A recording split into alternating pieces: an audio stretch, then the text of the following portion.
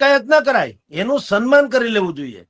એનું સન્માન અને પછી ત્યાં એનાઉન્સમેન્ટ કરવું જોઈએ રાઘવજી પટેલ થી માંડીને બીજા જે કોઈ સહકારી ક્ષેત્રનો હવાલો લઈને કૃષિ કે સહકારીનો ફરતા હોય ને, કે હવેથી તમામ માર્કેટિંગ યાર્ડોમાં સરકારના 5 પ્રતિનિધિ કે એવા કોઈ પણ માણસો બેસશે અને ટેકાના ભાવથી 1 પૈસો પણ હેઠો કોઈ ખરીદશે તો ઠામ બાંધી નાખશું, મજા કરો જાઓ. તો આ સરકાર ઉપડે નહીં ને, અને આ વિરોધ પક્ષની હવા નીકળી જાય. ધરપકડ થાય એ પણ એક પ્લસ પોઈન્ટ થઈ જાય છે. એનો જે લક્ષ્યાંક જે છે એ તો તમે ગમે એ કરો, એ તો જીતેલા જ પડે, સમજી લો. જે કઈ નુકસાન છે એ સરકારને છે.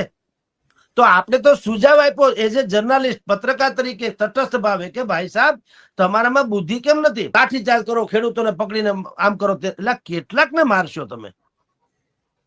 એ લાઠી તો અંગ્રેજોની ખૂટી ગઈ, તોપના ગોળાએ ખૂટી ગયા. મહાત્મા ગાંધી કીધું ગેટ આઉટ ફ્રોમ હિયર, અને ભારત